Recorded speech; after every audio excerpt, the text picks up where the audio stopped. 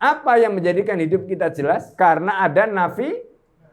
Apa navigasinya? Al-Quran yang berfungsi sebagai hudan linnasi, itulah yang menjadi navigasi. Maka hal-hal yang sifatnya masih belum jelas, tapi karena kita ada navigasi berupa Al-Quran, maka hidup kita menjadi jelas. Tapi pertanyaannya, kapan navigasi itu bisa kita manfaatkan? Kalau kita percaya dengan navigasi tadi. Kalau kita nggak percaya dengan navigasi tadi, kita bisa pakai apa tidak? Tidak. Kita pasti akan tinggalkan. Nah, begitulah kita kepada Al-Quran. Kalau kita nggak percaya dengan petunjuk Al-Quran, ya pasti petunjuknya akan kita tinggalkan. Dan kalau kita meninggalkan navigasi tadi, pasti jalan kita, pasti arah kita, pasti kalau kita mau landing tidak akan selamat.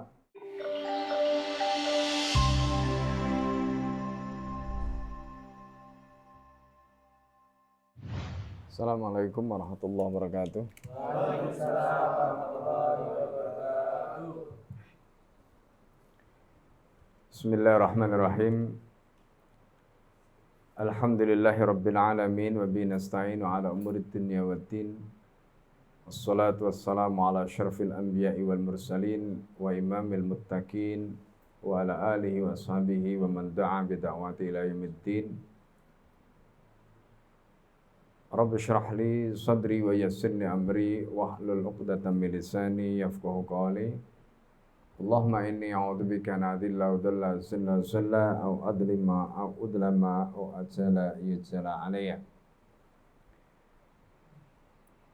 Bapak Ibu dan saudara sekalian yang dimuliakan oleh Allah, alhamdulillah pada sore hari ini kita bisa kembali untuk mengikuti kajian rutin bulanan. Seperti di dalam pembahasan bulan lalu, kita telah membahas bahwa Al-Quran itu adalah kalam Allah.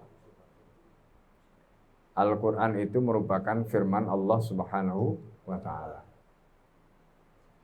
Nah, pembahasan tentang Al-Quran sebagai kalam Allah. Al-Quran itu merupakan mukjizat. Al-Quran itu merupakan mukjizat yang Allah turunkan kepada baginda Nabi Muhammad SAW. Itu merupakan pembahasan penting. Itu merupakan pembahasan akidah.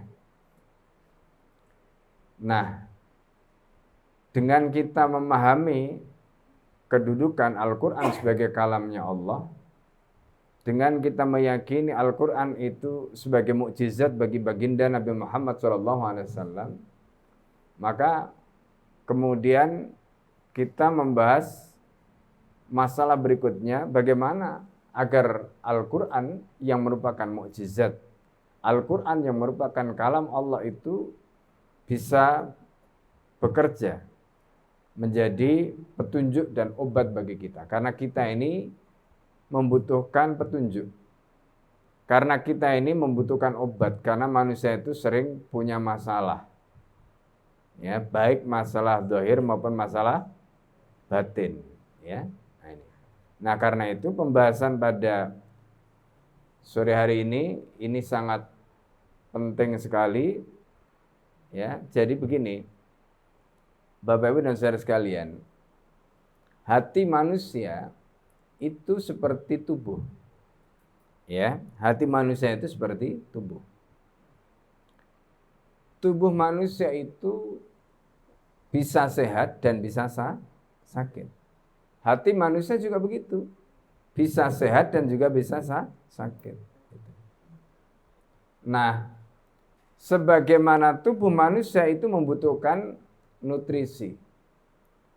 Tubuh manusia itu membutuhkan makanan, membutuhkan asupan. Hati manusia juga sama. Hati manusia itu juga butuh asupan. Gitu. Coba kalau misalnya hati kita tidak mendapatkan asupan yang cukup, seperti tubuh, dia akan sakit.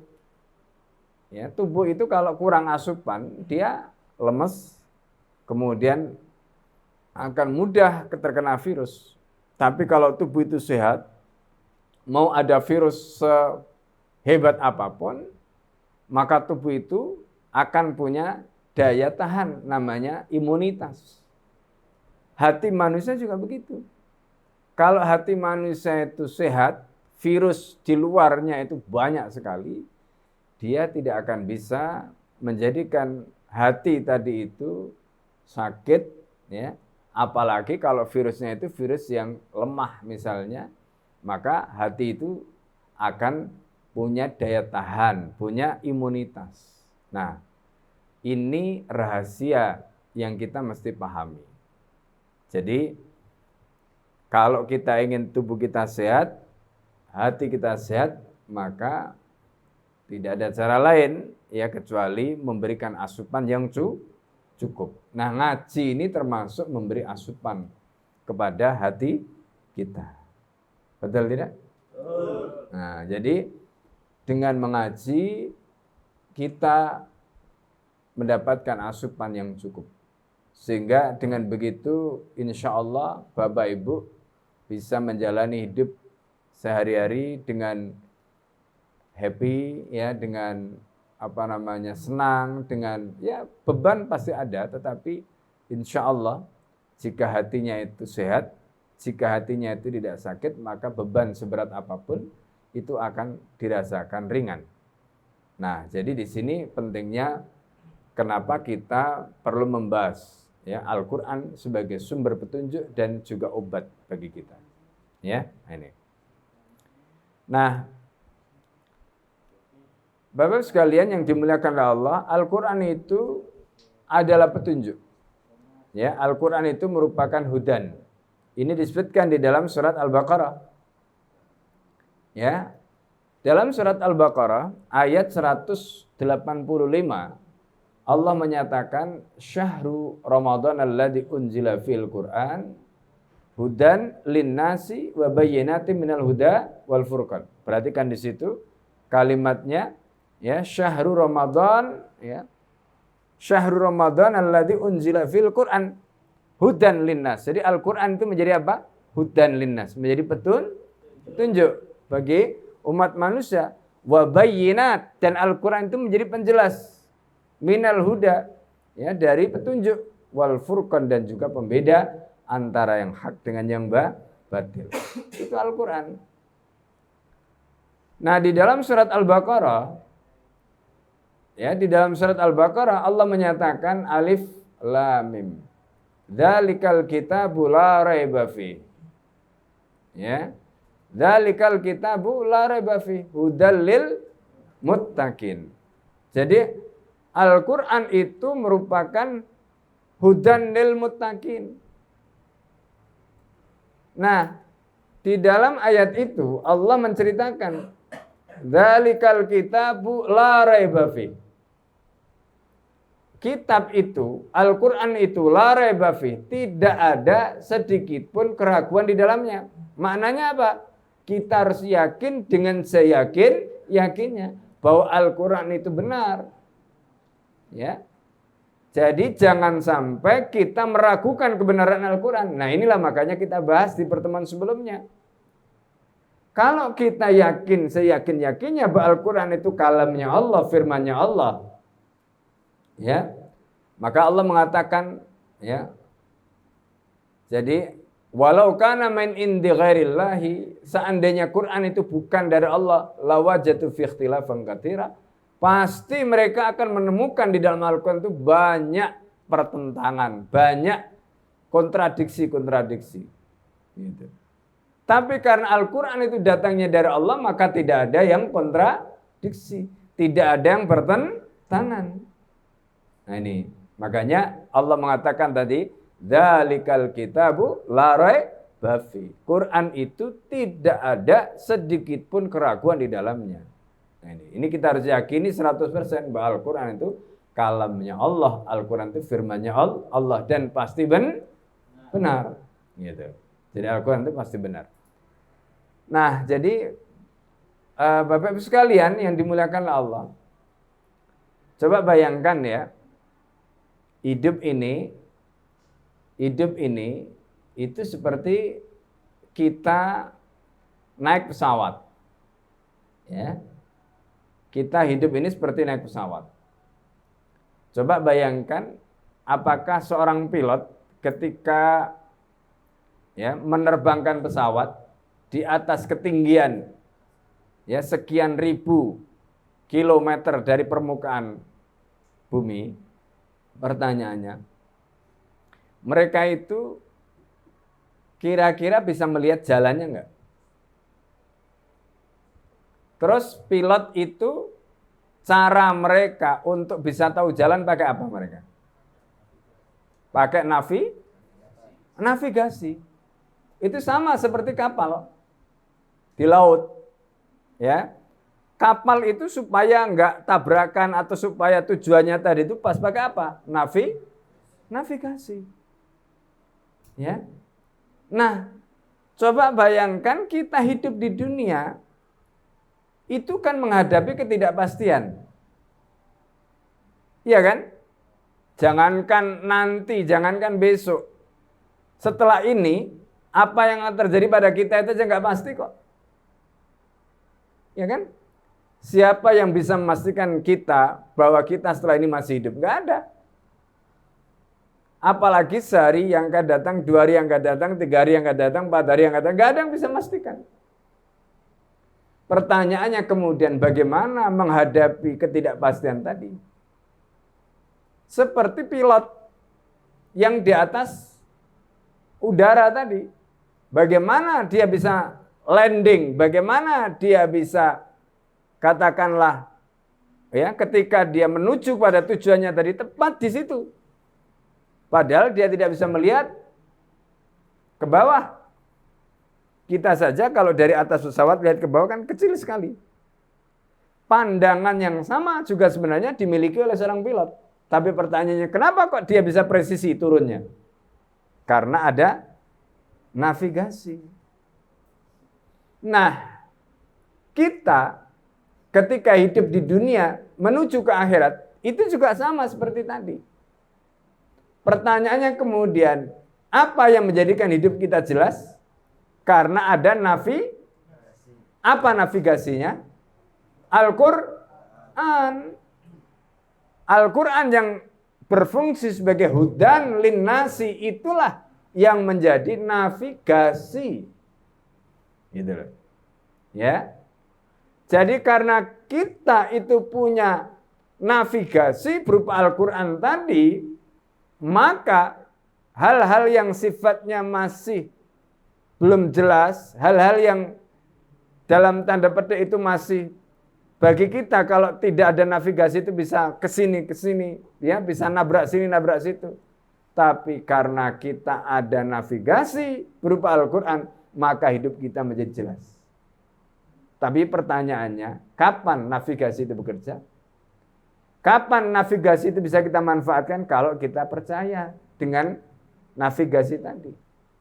Kalau kita nggak percaya dengan navigasi tadi, kita bisa pakai apa tidak? Tidak. Kita pasti akan tinggalkan. Nah, begitulah kita kepada Al-Quran.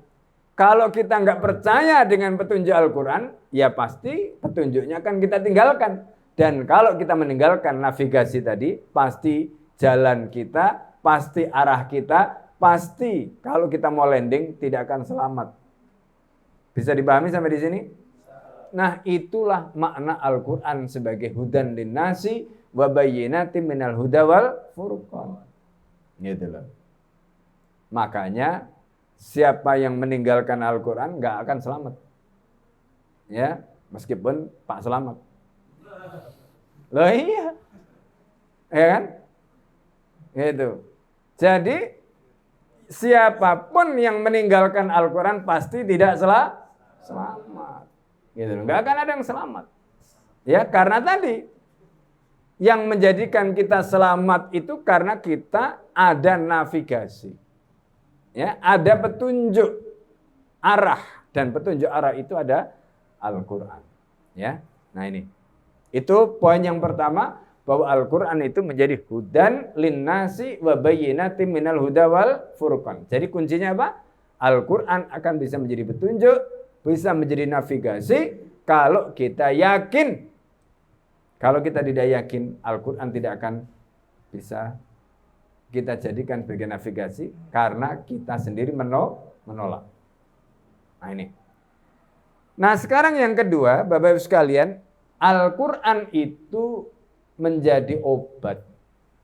Ya, kita ini sering galau, sering ada masalah, ya kan? Kalau tadi navigasi itu nuntun jalan kita, ya, nuntun jalan kita, nuntun arah kita. Tapi kadang-kadang di tengah jalan itu ada saja ujiannya, ya kan? Ada saja ujiannya. Mulai dari ujian kecemasan, ujian ini, ujian itu, banyak sekali ujiannya. Nah, Al-Quran itu menjadi penawar, menjadi obat yang bisa mengobati masalah hati kita. Ya, bahkan bukan hanya masalah hati, termasuk juga masalah fisik. Ya, jadi makanya jangan heran ada ayat-ayat syifa namanya, ayat obat. Di dalam tafsir Ibnu Katsir, ketika Ibnu Katsir itu membahas tentang surat Al-Fatihah, maka surat Al-Fatihah itu termasuk ayat syifa. Ya, jadi kalau misalnya contoh, karena kan pada dasarnya begini, siapa yang menciptakan sakit? Siapa yang memberi sakit? Siapa yang memberi obat? Allah. Ya, yang memberi obat Allah, yang mencabut penyakit itu Allah. Makanya ketika kita membaca, ya ketika kita sakit, kemudian kita minta kepada Allah sebagai zat yang memberi sakit, maka kira-kira sembuh apa tidak? Sembuh. Jadi kalau kita minum obat, kita jangan pernah berpikir yang menyembuhkan itu obat kita. Enggak. Kita ke dokter, jangan berpikir yang menyembuhkan itu dokter itu. Tidak. Dokter, obat itu hanya wasilah. Buktinya apa? Banyak orang yang datang ke dokter, dikasih obat, ternyata nggak sembuh. Tapi ada juga orang yang sakit, nggak ke dokter, nggak minum obat, ternyata sembuh. Ada? Ya kan? Jadi sebenarnya sumber penyakit dan obat itu ada pada, ya, yang memberi penyakit itu adalah Allah, yang memberi obat itu juga Allah. Jadi kalau Allah itu menghendaki sembuh. Meskipun untuk bisa sembuh itu tentu ada wasilahnya. Ya.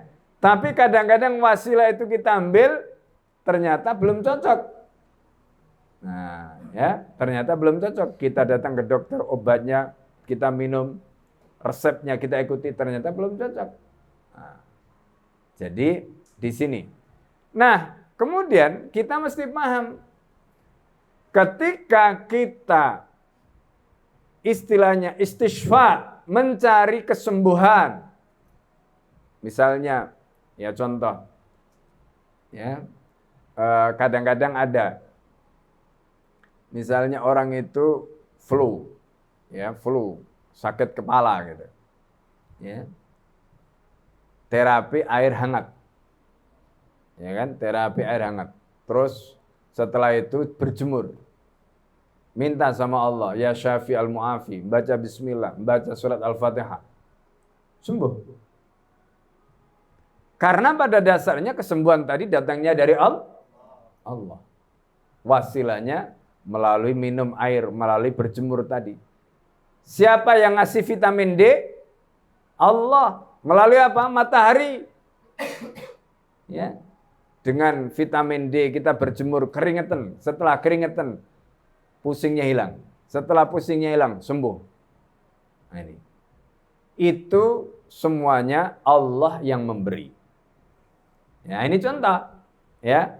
Nah, karena itu Al-Quran itu juga bisa menjadi syifa secara fisik. Makanya di dalam tafsir Ibnu Katsir itu disebutkan. Jadi misalnya kita mau minum air, kita baca Bismillahirrahmanirrahim, Alhamdulillahirrabbilalamin sampai selesai. Baca. Kemudian ya kita yakin dengan Allah sebagai Asy-Syafi al-Mu'afi. Di mana Allah memberikan syifa, yang memberikan penyakit itu adalah Allah, yang memberikan obat adalah Allah, kemudian kita minum. Dengan apa? Misalnya ketika kita baca Bismillah. Ya, Bismillah itu dengan menyebut asma Allah, dengan bihaulillah, ya, dengan dayanya Allah, wa quwwati wa nasri wa syifai, dengan pertolongan, dengan obatnya Allah, kemudian kita minum air tadi, ya, setelah kita bacakan surat Al-Fatihah, sembuh. Itu artinya berarti surat tadi, ayat tadi itu menjadi ayatus syifa, di mana obat tadi itu diberikan oleh Allah Subhanahu wa taala, ya.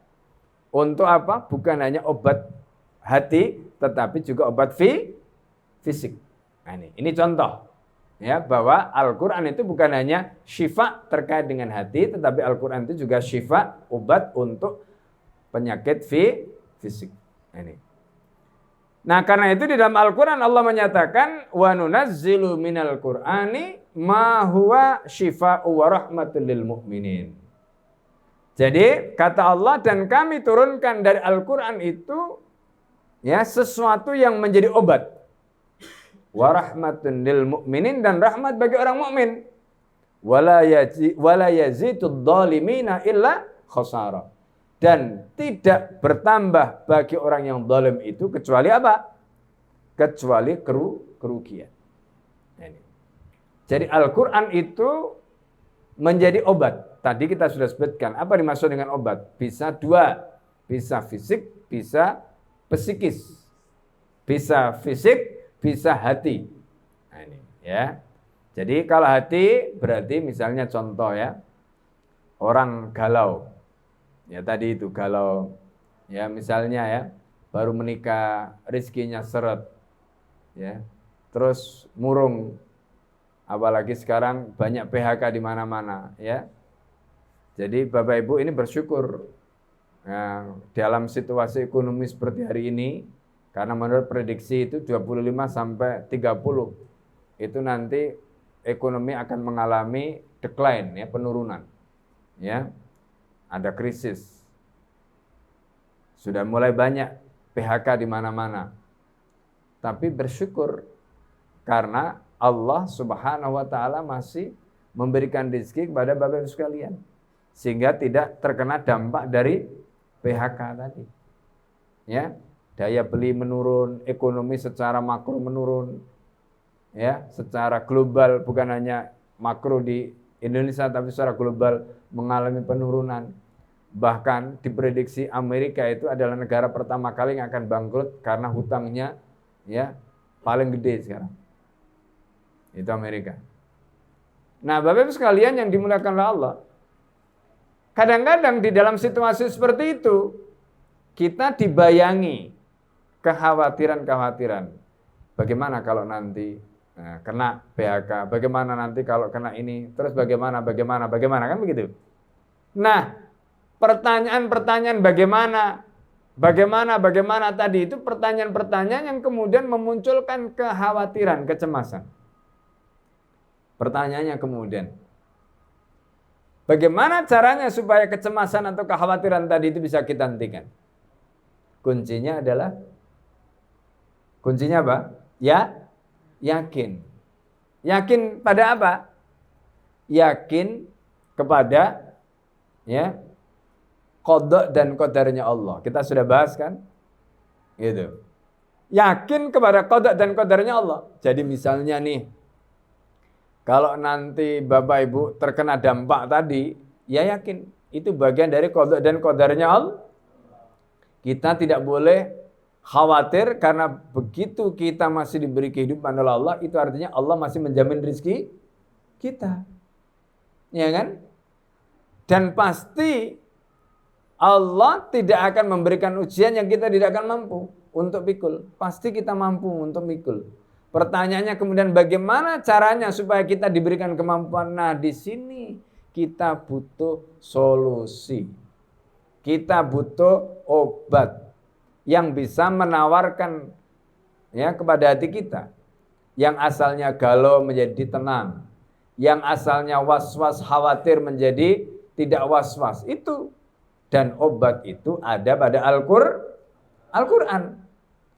Tapi pertanyaannya kemudian, Al-Quran yang mana, ayat yang mana, surat yang mana yang bisa menawarkan hati kita sehingga kita menjadi tidak galau? Ya tergantung masalahnya, ya kan? Kalau masalahnya itu terkait dengan rizki, berarti ayat-ayat tentang rizki. Ya, kalau masalahnya terkait dengan misalnya tadi ujian sakit, ya berarti ayat-ayat yang terkait dengan musibah.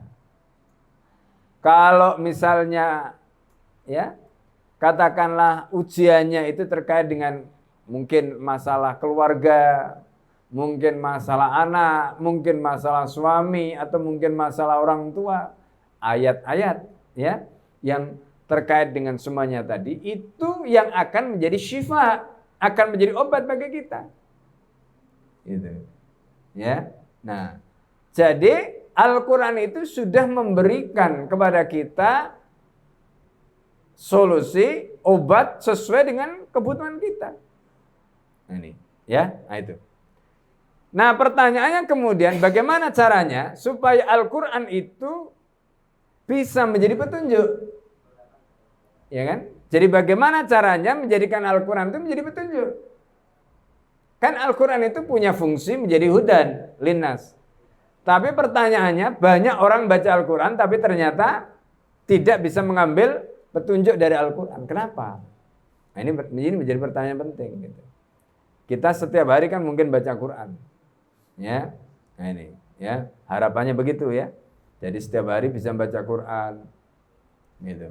Nah, jadi bagaimana supaya Al-Quran itu bisa menjadi petunjuk bagi kita, Bapak Ibu sekalian? Pertama, Al-Quran itu harus kita ya yakini sebagai apa? Kalam Allah atau sebagai firman-Nya Allah yang pasti benar, tidak ada yang salah, apalagi menyesatkan.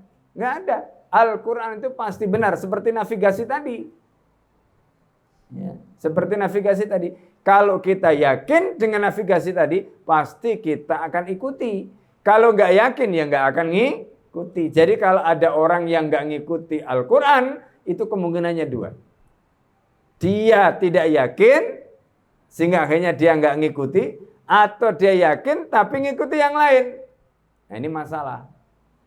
Ya, ada yang begitu. Yakin, kalau ditanya, kamu yakin nggak Al-Quran sebagai petunjuk? Yakin. Tapi kenapa kamu nggak ngikuti Al-Quran?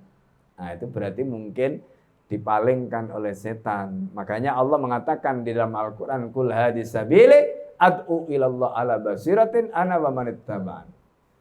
Ya, inilah jalanku, kata Allah. Qul hadis sabili, ini jalanku. Ya, ad'u ilallah, aku ajak kepada Allah ala basiratin, dengan sejelas-jelasnya. Jalan yang ditunjukkan oleh Al-Quran itu jelas. Makanya Nabi itu kemudian di dalam ayat yang lain mengatakan Qul hadis sabili. Ya. Jadi inilah jalanku. Ya. Jadi ketika Rasulullah membacakan ayat ini Qul hadis sabili, katakan ini jalanku. Lalu kemudian Rasulullah SAW membuat garis. Garis itu tarik lurus. Kemudian setelah itu di sebelah kanannya ditarik garis, seret, seret. Sebelah kirinya tarik garis, seret, seret. Kata Nabi apa? Qul hadis sabili. Ini jalanku. Ya. Jadi ini jalanku. Kemudian yang ini fatafarraqu bikum an sabili. Ini adalah jalan-jalan setan. Di sini ada setan yang manggil-manggil. Fatafarraqa bikum an sabili, sehingga kalian harusnya lurus dan sudah tahu jalannya mestinya lurus. Dan katanya kalau ditanya yakin apa tidak? Yakin. Tapi kenapa kok nggak ikut? Nah itu karena ada banyak godaan setan. Setan manggil-manggil, jangan lewat situ, lewat sini. Nah, mestinya lurus, belok. Ya kan? Padahal sudah tahu jalannya lurus, belok. Kalau nggak belok kiri, belok kanan. Udah mau balik lagi, belok lagi. Terus begitu. Itu manusia. Ya. Makanya kata Nabi, taraktukum fi mahajjatil bayda, aku tinggalkan kalian dalam keadaan yang terang benderang. Lailuha kana hariha, malamnya sama dengan siangnya. Artinya apa? Islam itu jalannya jelas, lurus. Tapi karena setan itu hebat, setan itu pintar, maka kemudian apa? Orang yang mestinya jalan lurus tadi itu akhirnya belok. Ya kan? Akhirnya belok. Nah ini. Gitu loh. Itu saking pinternya setan. Ya kan? Coba bayangkan ya. Setan itu kan diberi umur panjang sama Allah, nggak mati-mati. Mulai zaman Nabi Adam sampai nanti hari kiamat setan itu masih hidup. Sementara Nabi Adam yang dulu digoda setan itu sudah mati. Nabi-nabi yang dulu digoda setan juga itu sudah mati. Manusia yang hidup pada zaman nabi-nabi dulu sudah mati, tapi setannya masih. Pertanyaannya kemudian, kalau setan itu umurnya panjang, ilmunya banyak mana setan dengan manusia? Banyak setan. Ya kan? Jadi kalau ada kiai, itu setan itu di atasnya kiai. Lah ya, ada ulama, setannya itu di atas ulama. Gitu loh. Jadi ya, jangan dibayangkan setan itu tidak lebih pintar daripada kita. Lebih pintar setan itu. Jadi karena itu, kalau kita tidak belajar, pasti kalah sama setan. Wong setan lebih pintar kok. Ilmunya lebih banyak daripada kita. Ya kan? Nah itu. Makanya di sini penting. Kenapa tadi ya saya sampaikan ayat tadi, kul hadis sabili, ya, supaya kita paham, gitu, bahwa ternyata kita itu yang sudah yakin saja, apalagi kalau nggak yakin, yang sudah yakin saja jalannya Allah ini kadang-kadang masih bisa belok. Kenapa masih bisa belok? Karena hebatnya setan. Setan itu disebutkan dalam Al-Quran, zuyyina lahum su'amalihim. Amal yang buruk itu di make up oleh setan, direkayasa oleh setan, dibikin pencitraan sedemikian rupa oleh setan, sehingga amal yang buruk itu jadi baik. Nah, itu namanya zuyyina lahum su'amalihim. Amal mereka yang buruk itu di make up oleh setan, sehingga tampak baik. Gitu. Makanya jangan heran ya, kadang-kadang ada orang itu selingkuh. Ya laki-laki istrinya cantik, terus selingkuh sama perempuan, dan ternyata selingkuhannya itu nggak lebih cantik daripada istrinya sendiri. Kenapa? Bapak-bapak jawab. Kenapa? Karena perempuan yang jelek tadi di make up, di salon sama setan. Ya. Betul, di salon, di make up sama setan itu, sehingga laki-laki yang melihat tadi seolah-olah perempuan tadi lebih cantik daripada istrinya. Padahal faktanya semua orang akan bilang, istrimu itu lebih cantik daripada dia. Apa yang kamu lihat itu? Ya kan? Jadi ini namanya zuyyina lahum su'amalihim. Amal mereka itu di make up sedemikian rupa sehingga seolah-olah itu indah, padahal amalnya itu buruk. Termasuk tadi objek-objek maksiat tadi itu di make up oleh setan sedemikian rupa sehingga tampak indah. Nah, itulah hebatnya setan. Makanya tadi Nabi mengingatkan fatafarraqa bikum an sabili. Kamu akhirnya bercerai-berai. Ya. Kalau bahasa Jawanya itu teng belasur. Ya. Sana sini padahal jalannya harusnya lurus. Ya kan? Jalannya harusnya lurus, tapi ke sana ke sini tadi itu. Gara-gara apa? Setan. Nah, itu ya. Nah, ini itu masalahnya. Nah, kemudian yang kedua, bagaimana caranya supaya kita menjadikan Al-Qur'an itu bisa menjadi petunjuk? Ya, caranya apa saja yang disampaikan Al-Qur'an itu harus kita terima. Jangan dibantah, jangan ditolak, terima. Kalau kita mau menjadikan Al-Quran sebagai petunjuk. Jika terkait dengan akidah, kita harus meyakini 100%. Contoh misalnya ya, ayat-ayat yang membahas tentang malaikat. Ya kita harus yakin 100%. Ayat-ayat yang membahas tentang surga neraka, kita harus meyakininya 100%. Gitu. Ayat-ayat yang membahas tentang hari akhir, kita harus meyakini 100%. Ayat-ayat yang membahas tentang pahala dan dosa, kita harus yakini, karena itu adalah bagian dari ayat-ayat yang terkait dengan akidah. Ya, Nabi dan Rasul sebelumnya, kitab-kitab yang lalu termasuk Al-Quran itu sendiri harus kita yakini 100%. Itu karena begitulah caranya. Kan tadi yang pertama kita sudah sampaikan, kalau kita yakin saja bisa belok, apalagi kalau nggak yakin, tambah muter-muter. Ya, akhirnya nggak sampai. Nah, gitu. Jadi karena itu kalau ayat itu terkait dengan akidah, harus kita yakini 100%. Terus kalau ayat yang tidak terkait dengan akidah bagaimana? Misalnya ayat yang terkait dengan hukum. Dilihat dulu. Kalau hukumnya itu hukum yang qat'i, contoh, sholat itu wajib apa tidak? Wajib. Ada perbedaan pendapat tentang wajibnya sholat? Tidak ada. Itu namanya qat'i. Gitu loh. Contoh, puasa Ramadan wajib apa tidak? Ada yang berselisih apa tidak tentang wajibnya puasa Ramadan? Itu namanya qat'i. Nah itu. Ya, zakat. Ya, zakat itu wajib apa tidak? Wajib. Ada yang berselisih enggak? Tidak ada. Itu namanya qat'i. Haji wajib apa tidak? Wajib.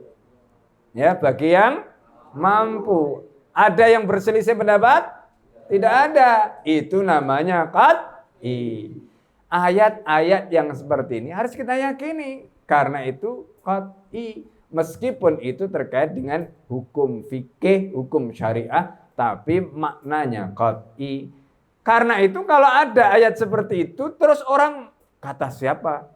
Zakat wajib. Kata siapa? Haji wajib. Kata siapa? Puasa wajib. Kata siapa? Sholat wajib. Nah, orang yang seperti ini berarti nggak waras.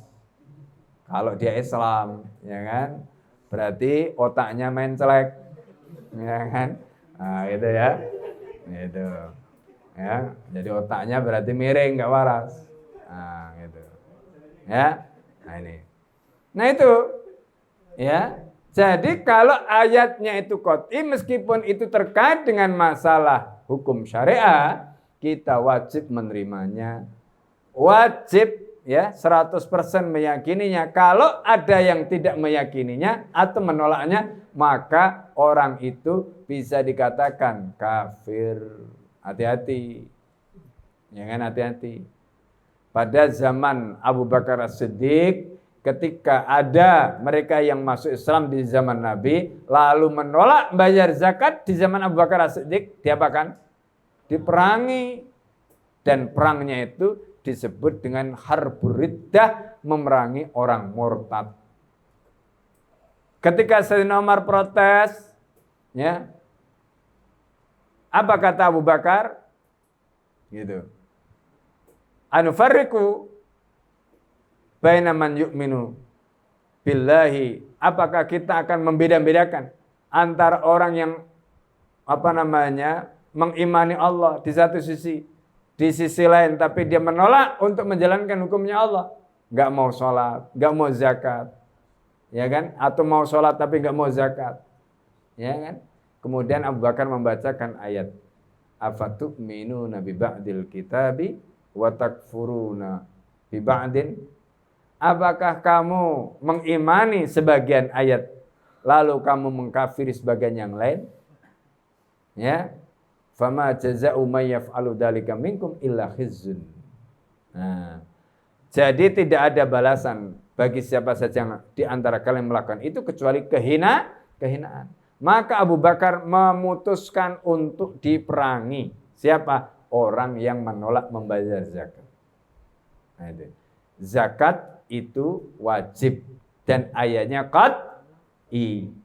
Karena itu harus diyakini dan harus diterima 100%. Tapi kalau ayatnya atau hukumnya tadi itu tidak qat'i, ya, maka tetap harus diterima meskipun dengan catatan kita mentolerir orang berbeda dengan kita. Contoh, ya, kalau kita bicara tentang ini misalnya ya, hal-hal yang membatalkan wudu. Ya, hal-hal yang membatalkan wudu. Yang membaca ayat aulamastumun nisa, ya, aulamastumun nisa, kata aulamastumun nisa atau kalian yang menyentuh.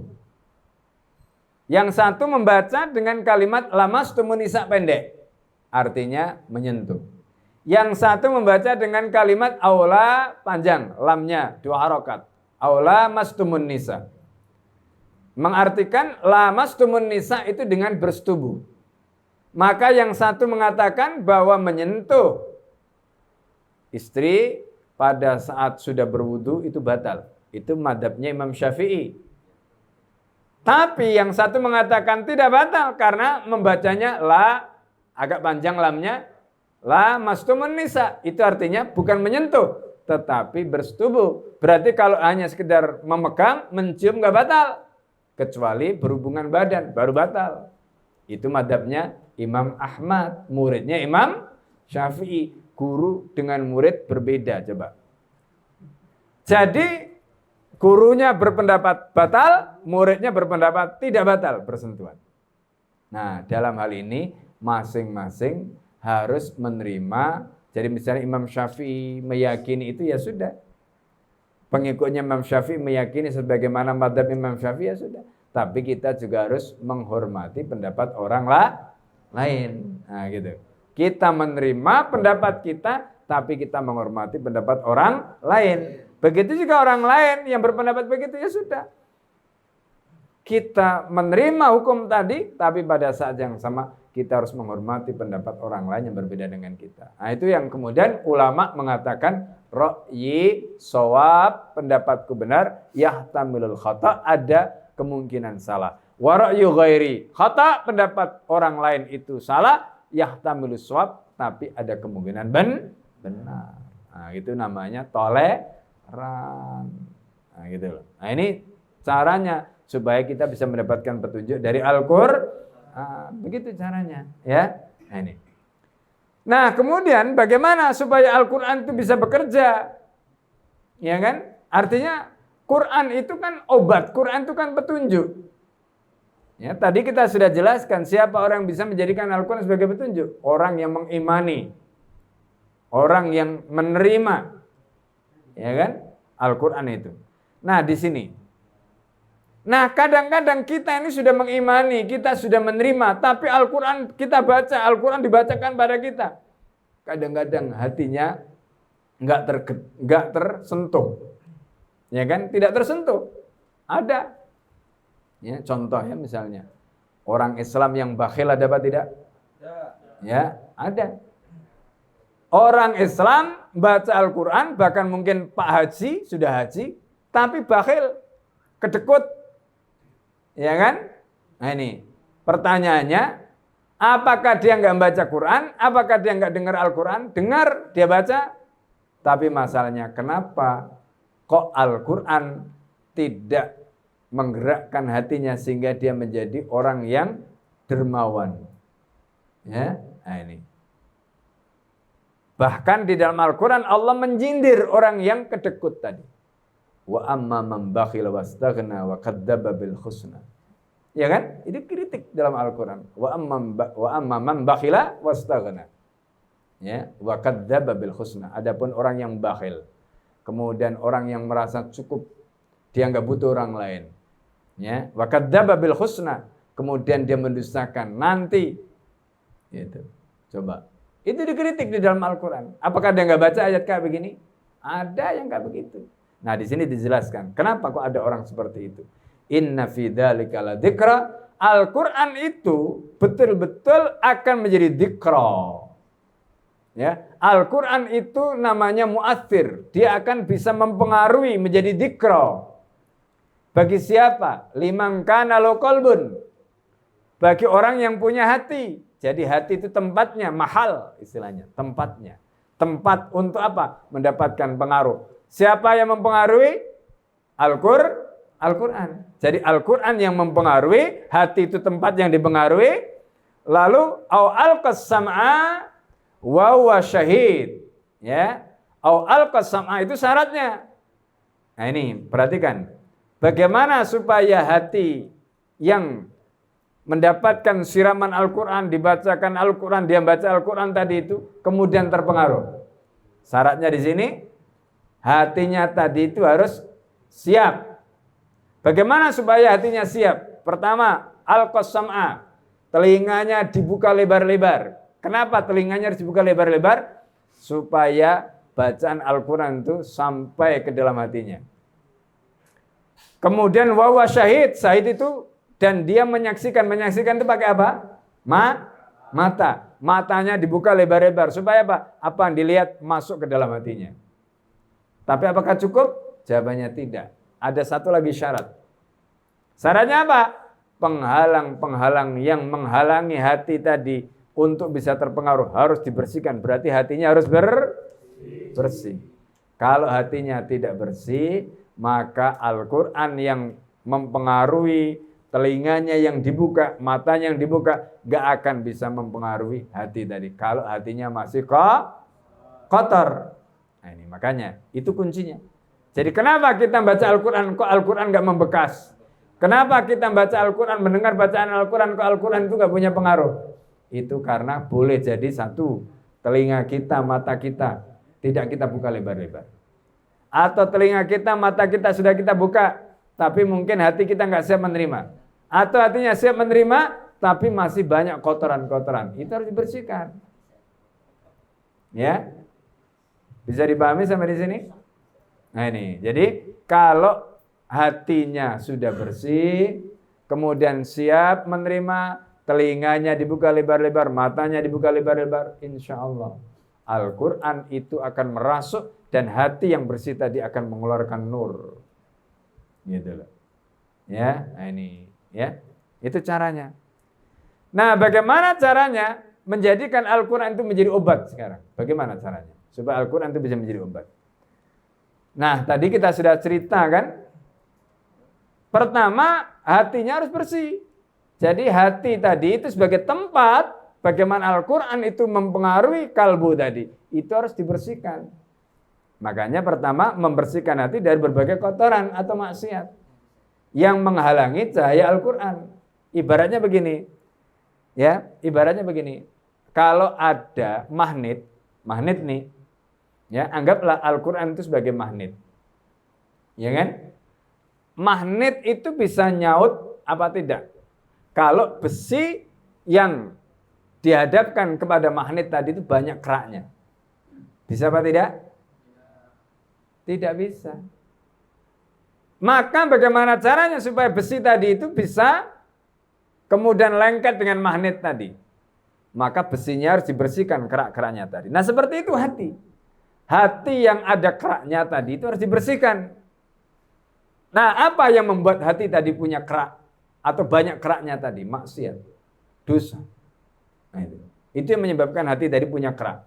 Itu makanya Al-Quran mengatakan kalla bal rana ala qulubihim ma kanu yaksibun. Ya. Jadi yang menjadikan hati itu menghitam, menjadikan hati itu kerak, itu apa? Karena yaksibun. Karena amal mereka, apa? Dosa mereka, maksiat mereka, itu menjadikan hati tadi kerak.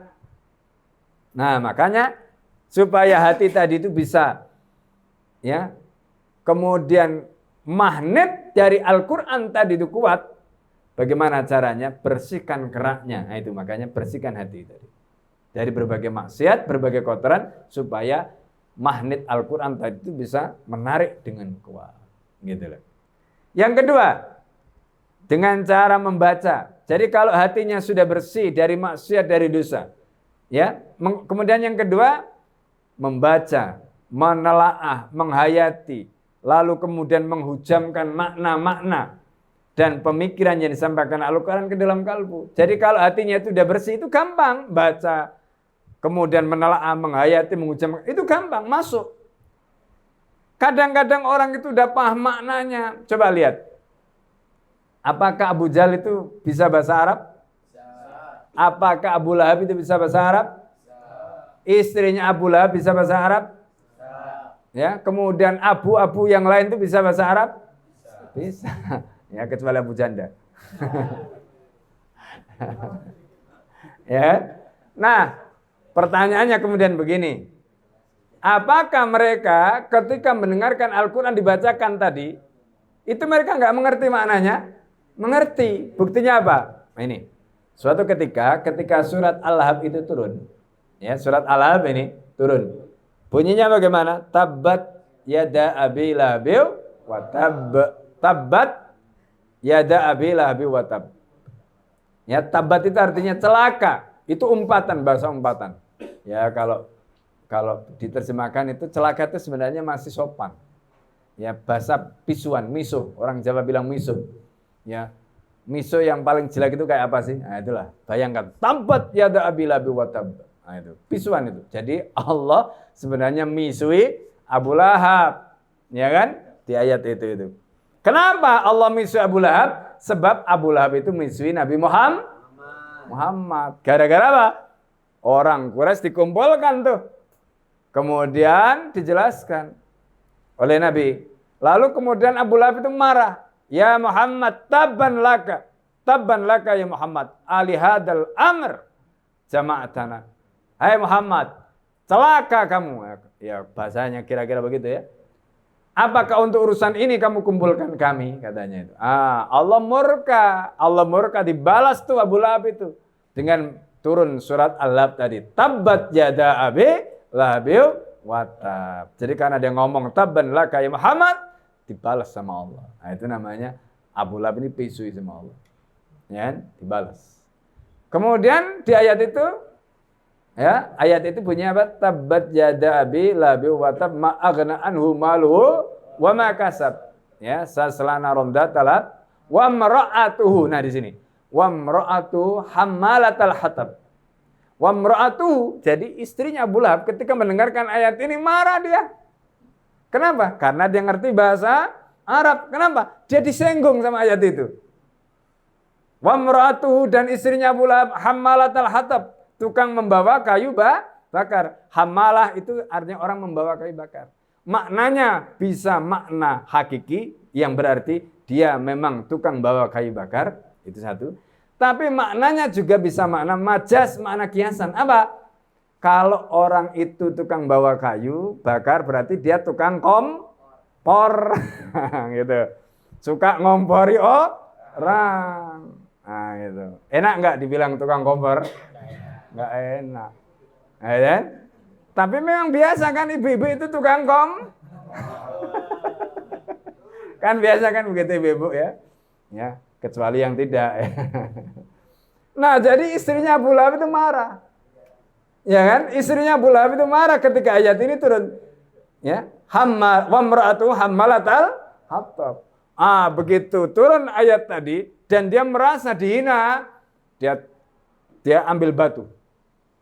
Ya, berarti apa? Istrinya Abu Lahab ngerti. Abu Lahab ngerti. Begitu ambil batu dia cari sambil marah itu. Rasulullah ketika itu sedang bersama Abu Bakar. Duduk berdua. Tiba-tiba istrinya Abu Lahab itu membawa batu mau ditimpukkan kepada Nabi. Dia tanya, "Hai Abu Bakar, mana temanmu itu? Yang berani-berani ngata-ngatain orang seenaknya saja," gitu ya. Kira-kira begitu. Nah, kata malaikat Jibril, untung saja kalau dia mendekat, jadi di depan istrinya Abu Lahab itu rupanya ada semacam parit yang Allah sudah siapkan. Kalau dia maju lagi, maka dia akan masuk di parit itu dan di situ ada api ya yang menyala-nyala. Tapi untungnya dia tidak melihat Rasulullah.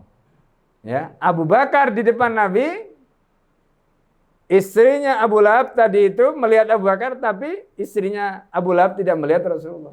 Akhirnya apa? Dia balik kucing. Nah itulah, balik kucing. Akhirnya nggak jadi ngelempar. Nah, itu.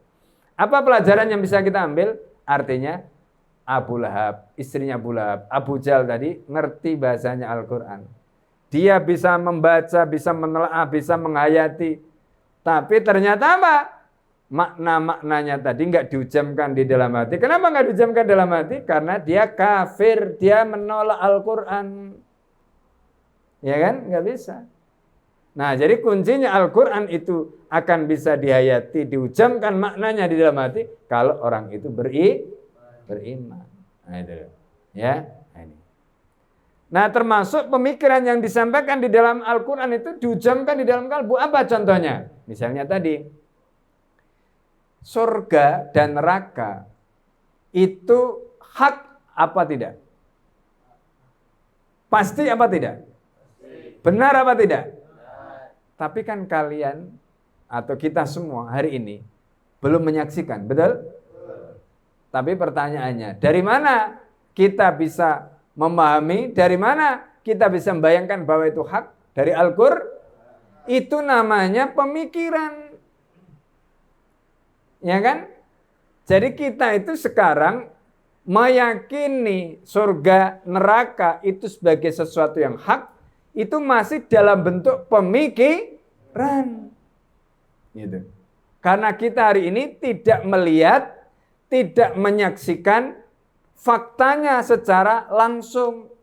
Tapi kita yakin, itu namanya meyakini pemikiran. Gitu loh. Nah ini contoh. Sama seperti kita, misalnya begini. Misalnya ya contoh, kita bilang, kalau ngomong hati-hati. Omonganmu itu dicatat sama malaikat. Terus akhirnya hati-hati.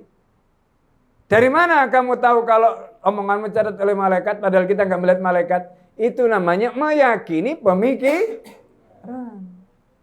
Karena pemikiran itu, informasi itu disampaikan oleh Al-Qur'an. Gitu loh. Paham sampai di sini? Itu namanya makna dan pemikiran tadi itu kita yakini. Nah kalau kita nggak yakin, apa dia bilang? Mana ada malaikat? Nah begitu. Mana ada malaikat? Ya, karena dia nggak yakin. Nah itu, ya ini. Yang ketiga, caranya bagaimana supaya Al-Qur'an itu bisa menjadi obat? Kita harus membuka hati kita, mata kita, telinga kita lebar-lebar untuk menerima apa yang disampaikan Al-Qur'an tadi. Seperti dalam ya surat Qaf tadi itu. Ya kan? Ini. Itu caranya. Inna fi dzalika la dzikra liman kana lahu qalbun alqas sam'a wa huwa syahid. Nah, itu kuncinya. Ya, kita buka lebar-lebar. Nah, kemudian ini perintahnya, pergaulilah Al-Qur'an. Jadi jangan jadikan Al-Qur'an ini seperti benda mati. Ya. Al-Qur'an itu harus kita pergauli dengan baik. Bagaimana caranya mempergauli Al-Qur'an dengan benar? Pertama, dengan membaca Al-Qur'an setiap hari. Nah, ini karena itu minimal kalau nggak bisa baca 1 juz ya, selembar, 2 lembar baca setiap hari. Baca Al-Qur'an setiap hari. Jadikan membaca Al-Qur'an itu menjadi wirid. Setelah sholat subuh, setelah maghrib, baca Al-Qur'an. Meskipun itu cuma 1 lembar, 2 lembar, baca. Syukur-syukur setiap hari bisa dapat 1 juz. Membaca 1 juz itu kalau lancar, insya Allah setengah jam sudah selesai. Ya, selesai. 1 juz itu setengah jam saja. Nggak perlu waktu lama. Ya ini. Yang kedua, dengan memahami, menghayati dan menghadirkan makna dan pemikiran Al-Qur'an ke dalam hati, itu caranya. Cara mempergauli Al-Qur'an itu begitu. Ya. Nah, kalau Al-Qur'an itu sudah kita baca, Al-Qur'an itu dekat dengan kita. Kalau kemudian Al-Qur'an itu kita hayati, kita pahami maknanya, kita hadirkan ya ke dalam hati kita, maka Al-Qur'an itu ada di dalam hati kita, dan hati yang seperti itu hati yang hidup. Sebaliknya hati yang tidak ada Al-Qur'an itu kalbaitil kharib, kata Nabi, itu seperti rumah yang mau roboh, sudah reot. Jadi rumah yang reot itu rumah ya, atau hati yang tidak ada Al-Qur'annya. Lebih parah lagi, nanti hati yang tidak ada isinya Al-Qur'an itu ketika di dalam kubur, Masya Allah, itu yang tersiksa. Ya na'udzubillah, summa na'udzubillah. Yang ketiga, dengan mengamalkan pemikiran dan hukum Al-Qur'an dalam kehidupan sehari-hari. Apa yang bisa kita amalkan, amalkan. Misalnya contoh jujur, amalkan. Ya. Al-wafa, menunaikan janji, amalkan, nggak usah nunggu. Kewajiban sholat harus khusyuk, amalkan, nggak usah nunggu. Nah itu nanti barokahnya akan datang, keberkahan itu akan datang. Ya, nah itu. Nah, jika kita tidak mempergauli Al-Qur'an dengan benar, apa konsekuensinya? Nah ini, perhatikan. Kalau kita tidak mempergauli Al-Qur'an dengan benar, di sini diadukan oleh baginda Nabi Muhammad sallallahu alaihi wasallam kepada Allah Subhanahu wa taala. Wa qala Rasulu, dan Rasul itu berkata, "Ya Rabb, wahai Tuhanku, inna qaumi sesungguhnya kaumku ittakhadhu hadzal qur'ana mahjura. Mereka telah menjadikan Al-Qur'an itu ditinggalkan. Jadi ini kita akan diadukan oleh Nabi Muhammad sallallahu alaihi wasallam pada siapa? Kepada Allah. Siapa orang yang meninggalkan Al-Qur'an? Ada 3. 1, orang yang enggak pernah baca Al-Qur'an. Dan Al-Qur'an itu kalau tidak kita baca 1 hari, Al-Qur'an akan menjauhi kita sejauh seminggu. Nanti kalau kita enggak baca seminggu, Al-Qur'an akan menjauhi kita sejauh, lebih jauh lagi, sebulan. Kalau enggak kita baca sebulan, Al-Qur'an akan menjauhi kita lagi sejauh 1 tahun dan begitu seterusnya. Semakin kita tidak baca, semakin jauh, semakin jauh, semakin jauh. Dan semakin jauh hati kita dari Al-Qur'an, maka seperti kata Nabi tadi, kal baitil kharib, seperti rumah yang roboh, rumah yang sudah lapuk tadi. Nah, ini ya, makanya hidupnya enggak tenang, gelisah. Akhirnya kena pinjol, kena ini, kena itu, kena ini, kena itu, macam-macam. Ya, hidupnya berantakan semua. Nah ini naudzubillah, summa naudzubillah. Yang kedua, orang tadi membaca tapi tidak memahami maknanya. Itu juga termasuk dalam kategori orang yang meninggalkan Al-Qur'an. Yang ketiga, membaca, memahami maknanya, tapi tidak mengamalkan hukum, tidak mengamalkan pemikiran yang ada di dalam Al-Quran. Itu juga termasuk orang yang meninggalkan Al-Quran, dan orang ini diadukan oleh Nabi kepada Allah Subhanahu wa Ta'ala. Nah, semoga kita tidak termasuk orang-orang yang diadukan oleh baginda Nabi Muhammad SAW kepada Allah sebagai kaumnya yang meninggalkan Al-Qur'an. Mungkin sampai di sini yang bisa kita sampaikan ya, kajian pada sore hari ini. Semoga menjadi ilmu yang bermanfaat dan barakah dalam hidup kita, baik itu di dunia maupun di akhirat. Naktafi bihadzal qadar, ya, sampai di sini. Saya kembalikan kepada pembawa acara ya, Ustaz Fadzi, ya, fal yatafaddal mashkur.